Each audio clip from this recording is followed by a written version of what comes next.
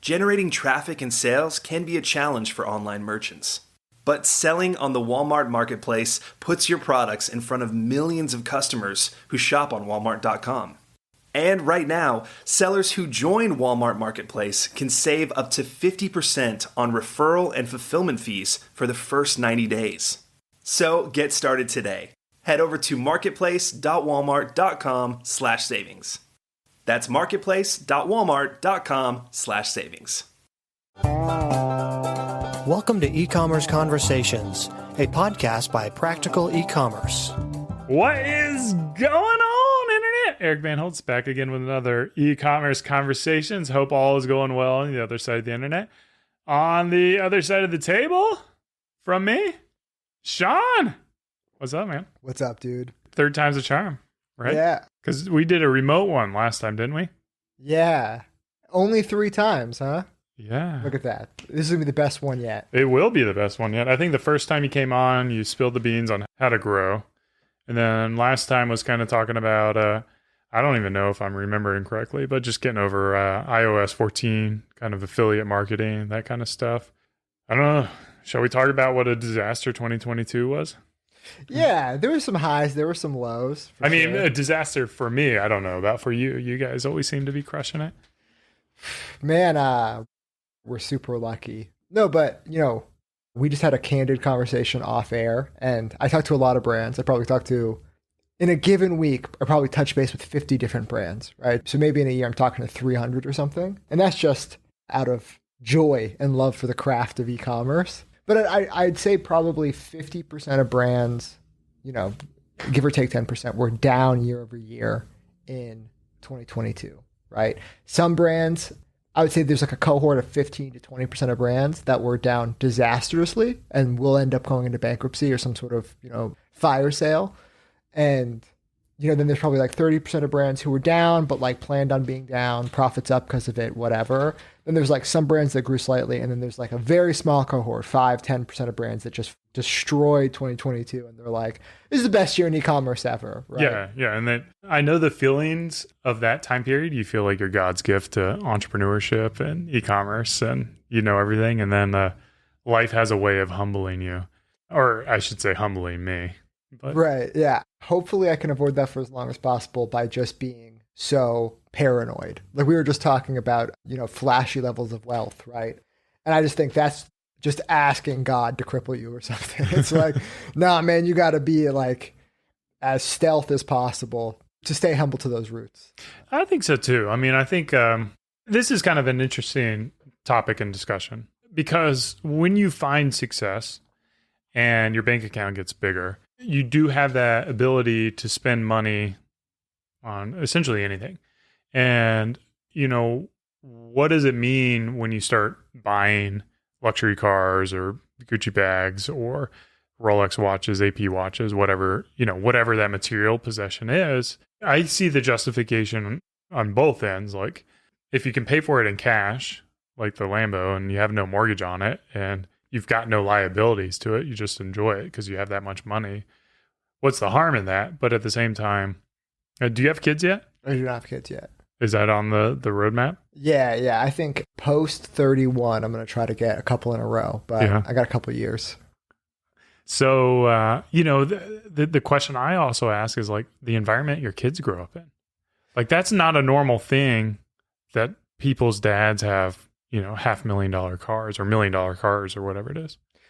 Yeah. So, I grew up in a super economically depressed area. Like during the opioid epidemic, I know a lot of people who died of heroin overdoses in high school, right? So it's like a very bad area. And now like in my adult life, I have a few friends who've been super lucky to have, 9-figure exits. So like they've gotten over $100 million in cash for selling their business. So looking at that spectrum, I talked to one friend who has young kids, flew private and spent the summer in Europe, right? Like something unimaginable to high school me, right? And I was worried. I talked to him. I'm like, are you worried your kids are going to be assholes? And he's like, your kids are assholes if you're an asshole. So he's like, I try not to be an asshole, so I hope my kids won't be assholes. I have another friend who has like a support staff of like 8 people to help raise his kids, right? And the same conversation with him, and he's like, dude, my whole life revolves around being there for them. And he's like, the support staff just lets me be the best version of myself to my kids. So that's one of the spectrum. The other end is like physical goods do not make you happy. And like, that is real rich kid privilege shit to say, but it's like, no, dude, like buying the cars will not make you happy. So let people enjoy things. Like if that really truly does bring you joy, fantastic. But if you don't have that joy and you think that good will get that to you, it doesn't. Yeah. It'll just make you feel stupid. As someone who spent a lot of money on shit, it'll just make you feel stupid. Yeah. So don't buy for status or to fit in. Buy because you have a true passion for whatever that item is. Yeah. I spent a lot of money when I proposed to my wife. I had our favorite band be there and play a private set for us. That cost a chunk of change, right? One of the best things I've ever done in my entire life. That is a real thing that like money actually was used to bring joy in my life. So our wedding, trying to plan it right now, we're planning on hiring 3 of our favorite bands to play like at our wedding called Sean and Sarah Fest. That's going to cost me an insane amount of money, more money than people should spend on a wedding, right? But it's like, oh, that's a good example of, I think money will be able to bring joy in my life, right? But there's a house up the street from me that I wanted to rent, and they wanted to rent for $15,000. And as someone who could afford that, I was like, there's no way that any house will put $15,000 a month. So I didn't rent it. Yeah. I'm staying in my $5,000 a month house. So. Well, I mean, a $5,000 a month house is a pretty nice house too. Yeah, I got a pool. You got a pool? Yeah. But the house up the street is fantastic. It's a beautiful thing it's a beautiful piece of like architecture. It's awesome. But like, I would just kick my own ass. Like my 14-year-old self would be like, what are you doing? And so I can't do it. Yeah. So here's the question. Let's say you've got $100 million in the bank and you've come to the realization that money doesn't buy you happiness or whatever. What do people do with that money? It just sits there? Yeah. I don't know, man. I mean, I think it's different for everybody in the situation. My goal is, I think we could sell Ridge for $1 billion in like 3 years. I think like the way I'm trying to time it is right now, e-commerce valuations or just brand valuations, all asset valuations are depressed, right? We're coming out of a bubble. So like you have to give it some time for that bubble to inflate again, right? And interest rates are going to go up in 2023 and then they're going to go back down in 2024. So like hopefully we're in a new bubble by 2025, 2026, and I can sell my asset, right? Do that, I'll get a fuck ton of money. The goal after that is to start another company that is in a bigger total addressable market to get that company to be $100 billion, to sell that again. And it's just to try to get, one, it's to do something fun, right? I like working in businesses. I think it's fun. But to get as much money as possible, and then I'm giving it all away. I'm not going to give any money to my kids. Is your wife on board with that? I think so. My wife's just like, whatever, man. We're just chilling, hanging out. Yeah. But I think if you do have a ton of resources, you can like do a lot of good. And it's weird that people don't, right? But I guess if you're Jeff Bezos, like... Well, I would argue that giving it away is not the best use of the money, because I'm a strong believer that like businesses is the most charitable things that exist. A profitable, sustainable business does more good for the world than generally charity, because you're keeping people employed, you're feeding them, you're putting roofs over their heads, and you're providing products that enhance the people's lives as well. So in theory, I think Steve Jobs had like a similar mindset to it, is like our charity to the world is Apple and the value that Apple brings to the world. And I kind of fall into that camp. It's not to say like you don't help out people where need be, or if you have resources to do it, but I don't think it's as efficient business model, because charities are taking other people's money and spending it not how those people would spend it. So you have like slight perversions in the allocation of resources. Right. And private enterprise is really great at allocating resources, right? It's the most efficient way to do it. Yeah. So I guess it's not to say it's necessarily bad, but it's not as efficient as something that is profitable. Yeah. And when I'm dead, I don't give a fuck what happens. So yeah. Right. At the end of the day, I don't really care. Maybe, and yeah, like a lot of steps in the journey before I get to the point where I have you don't have $100 billion. Yeah. Well, we got to plan on it. Like if you don't have that vision, you're not going to get there. Yeah, for sure. But yeah, maybe the best thing to do is like just put all the money in a thing that just gives out business loans, right? There's a thing in Africa they did where like it was just like I think you just submit a business plan and there was a random number generator to figure out if you got funded or not. And they were just like, and it was like just as good as if you have people evaluate the business plans or whatever. Yeah. It's like, yeah, people are horrible at knowing what's going to work. So just like, anyway, maybe I'll do that. Figure something out. But first I got to step one, got to sell Ridge for $1 billion. Yeah. You don't think you could convert Ridge to that $100 billion company? No. Yeah, I can explain why. Yeah, do it. You have to look at like, what are you doing and what's the addressable market? So the most valuable single company is Hermes, right? They are worth like 250 billion. I don't know. At the time of recording, who knows, right? But it's the most single valuable brand. And then besides that, you get into conglomerates, right? So if you look at like LVMH, right? Keurig, right? You know, Nike, you could argue is a single brand, but they own Converse and they have like a bunch of other shit they got going on. Nike's worth like 170 billion. So just like, there's like maybe 3 examples of single brands worth $100 billion in a non-tech way, right? Or not automotive way or whatever.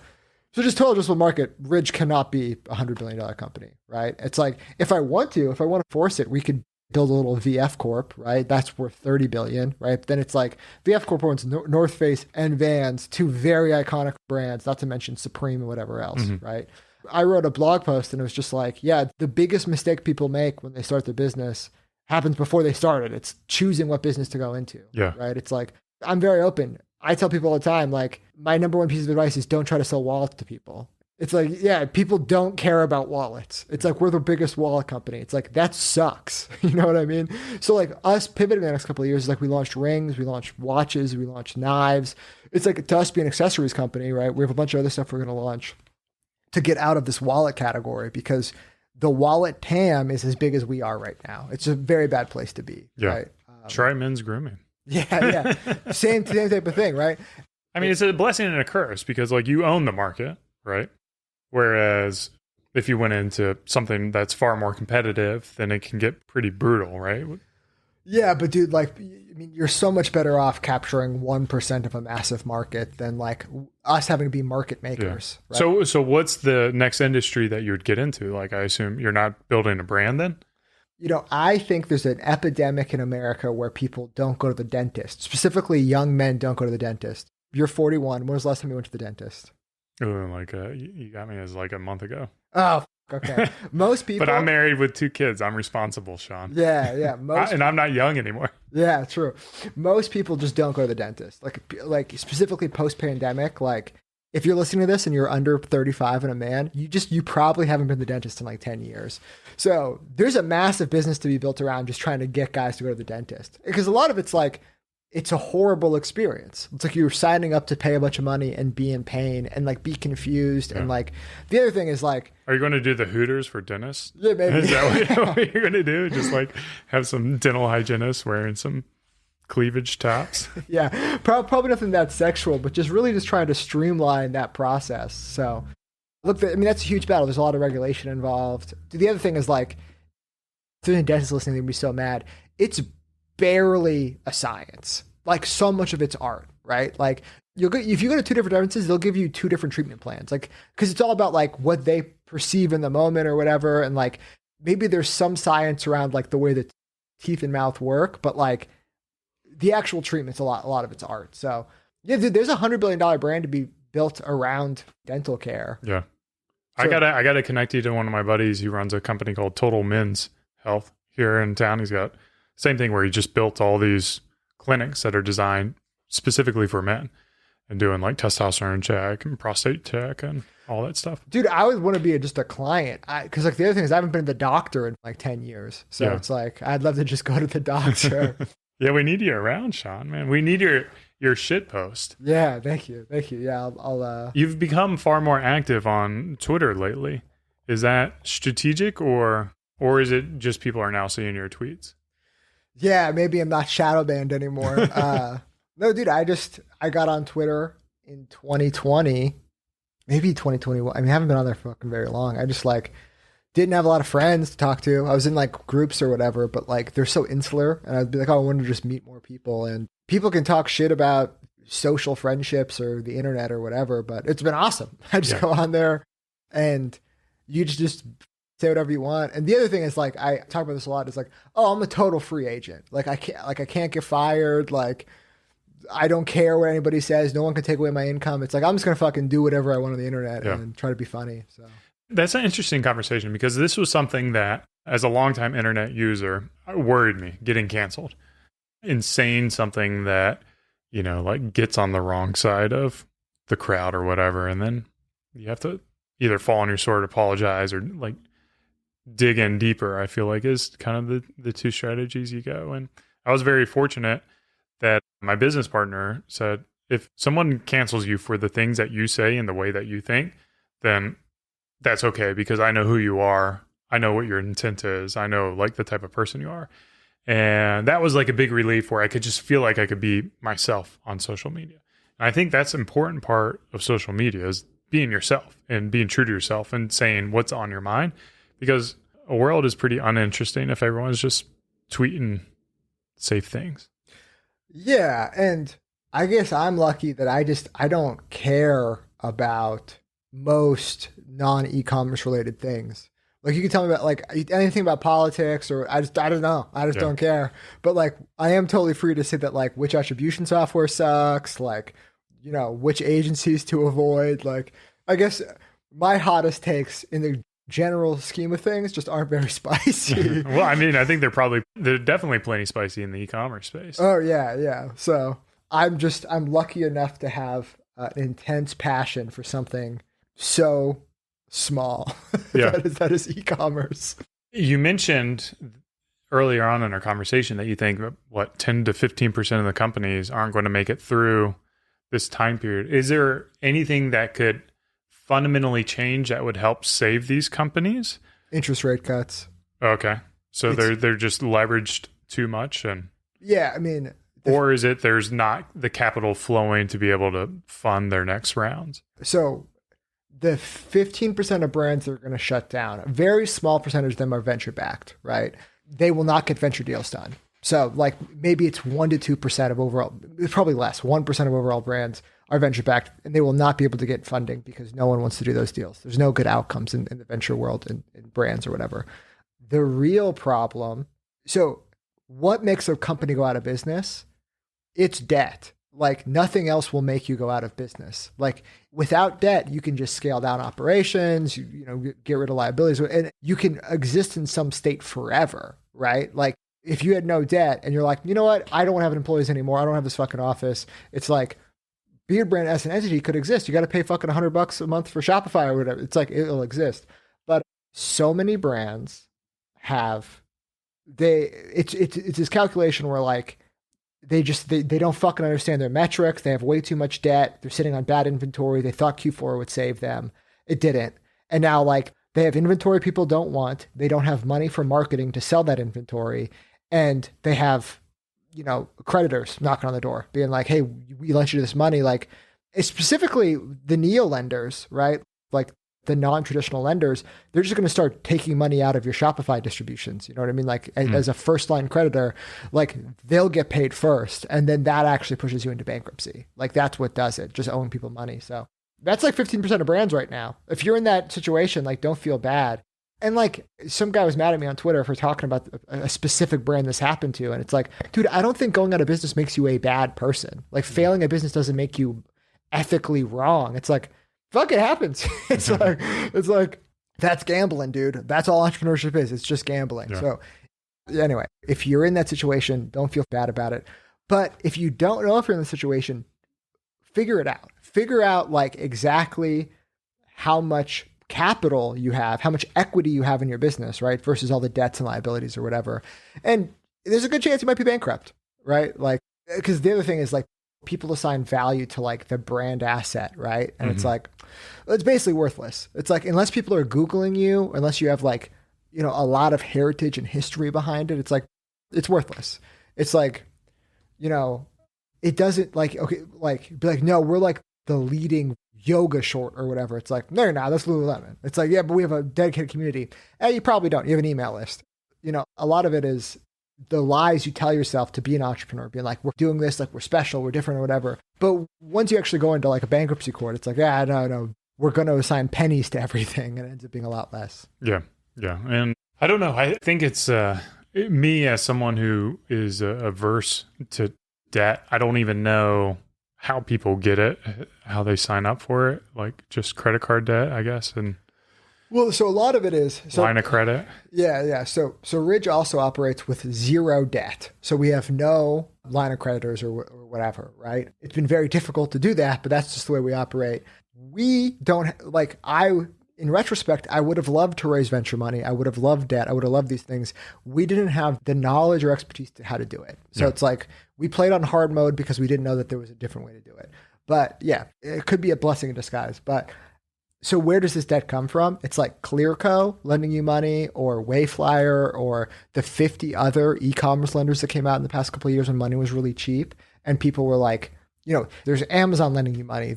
You get Facebook ad terms. You get all of these different things. And it all ends up being that's like, oh, you have a huge fucking liability. And a big one is to fund inventory. That's that's the trap everyone falls into. It's like, oh, I have to grow quickly, right? So it's like I need money for inventory so I can get more inventory so I can sell it so revenue goes up.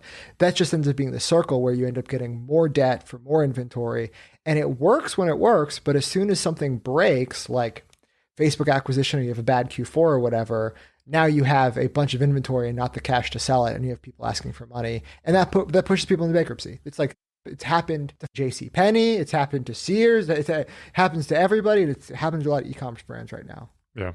Is there any advice in there for someone who's starting up? Obviously, don't take on debt is like a blanket statement, but how do you do that? Like, how do you build a $50 million, $100 million company, not leveraging capital from other people? Like, what are the key components you need to have to be successful and to grow a company without outside money? Yeah, I mean, get lucky. It's like very few people have done it, right? Ridge has been able to do it because, I use this term debt. And when I say debt, I really mean like structured loans from banks that have recourse and covenants attached, right? And there's a lot of technical terms in there, but the way we scaled is that we got payment terms from our suppliers, right? So our payment terms that were incredibly aggressive, like 180-day payment terms or 365-day payment terms.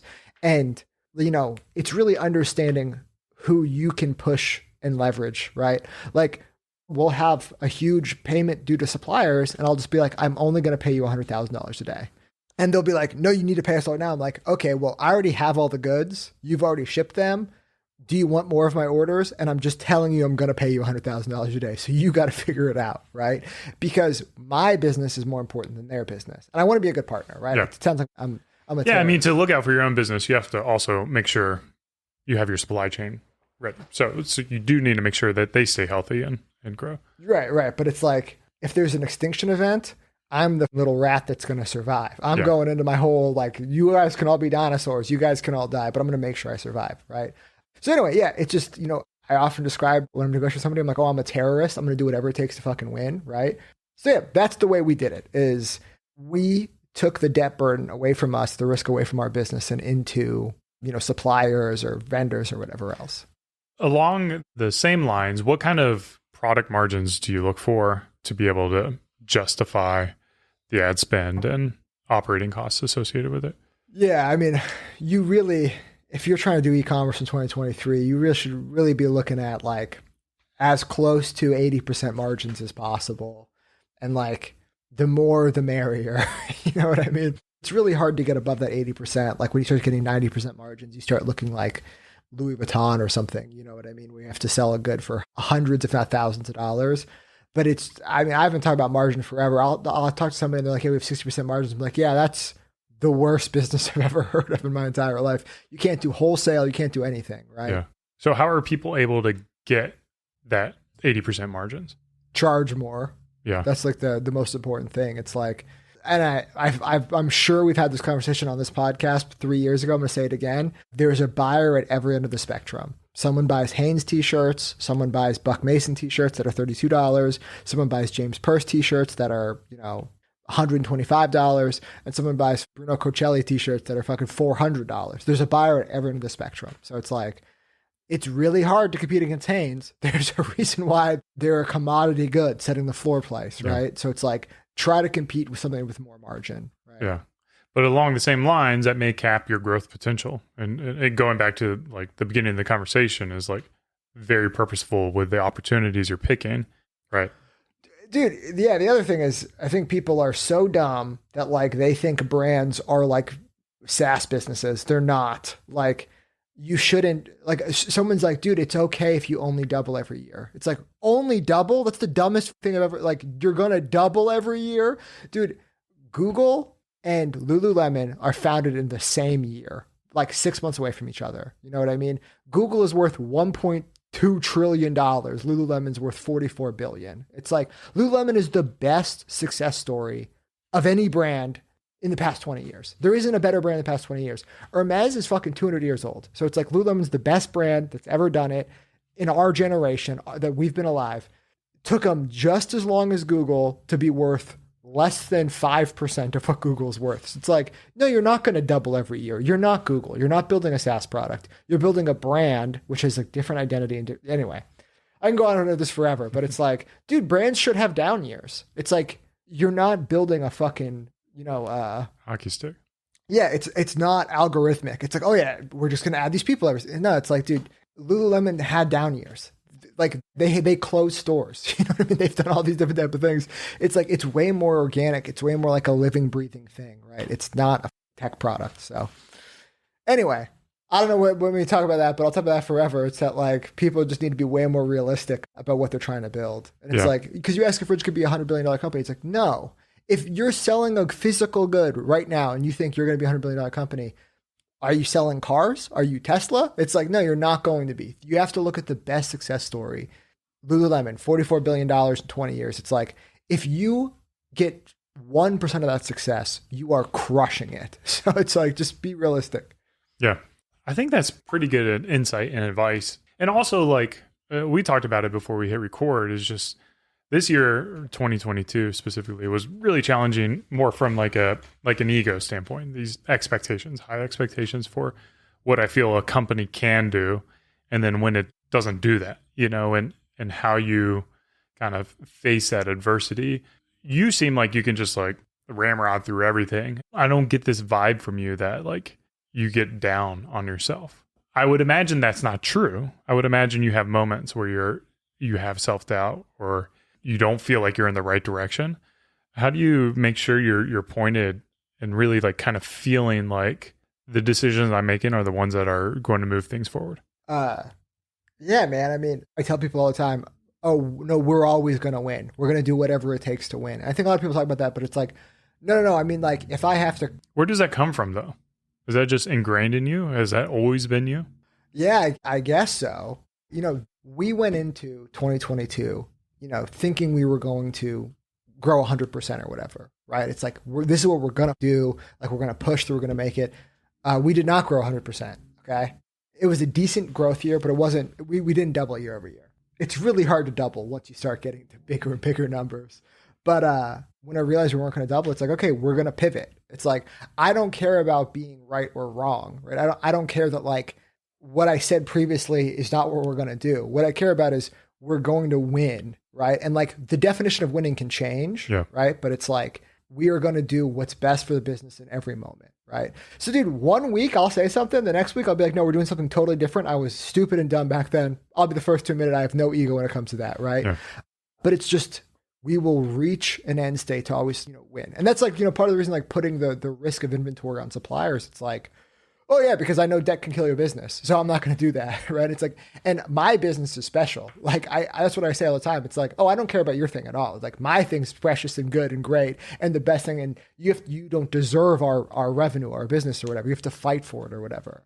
So yeah, I think it just comes from, I don't know, being an egomaniac or being insane or being a terrorist and being like, I'm going to do whatever it takes to make sure we come out on top. Yeah. And that was always there for you. Yeah, I don't. Did you play sports as a kid or? No, man. I think I guess I said this earlier in the podcast. I grew up in a very economically depressed area, and did you feel like you weren't winning as a kid? As a kid, I was very independent. So like a single father who traveled for work. I would spend weeks if not straight up a month by myself, like making sure I got to school. Like, you know, I have an older brother, but you know, he was doing his own shit. So it's like very, very focused on independence. How old were you at that time? Oh, I was probably 10, 11, 12, Really? something like that. Yeah. And then at the same time, like literally growing up in an area in the middle of nowhere in the Pacific Northwest when heroin was ripping through the city, and it's a small town, like 6,000 people or whatever. The schools had so many bigger issues to deal with than like attendance or work or whatever. Like in my hometown, there's a documentary I could tell you. There's a barn that so many kids died every year that they would paint the barn with their names on it. It was like, they called it the death barn. And yeah, anyway, so like just a bunch of people from my high school, like just, it was really big. So anyway, it was an area where you could really do whatever you wanted. Right. So I ended up going to an independent school, graduated like super early, was able to like move out at 16 and like being in an online college program. Cause like the whole area was just dealing with like chaos. Yeah. What about your brother? Did he fall into that trap, or does he have the same kind of drive as you? Well, my brother James lives in Austin, works at Ridge. So, Okay. So yeah, he also went to independent school. He was also a very independent person. How did you not get into drugs? I did get into drugs when I was like 13 or 14. Oh, really? Yeah. Which made me get kicked out of school. So I had to go to independent school. Yeah. Did you feel like you got addicted, or was it more of just like weed and booze? And yeah, it was like weed and booze and like pills got really big.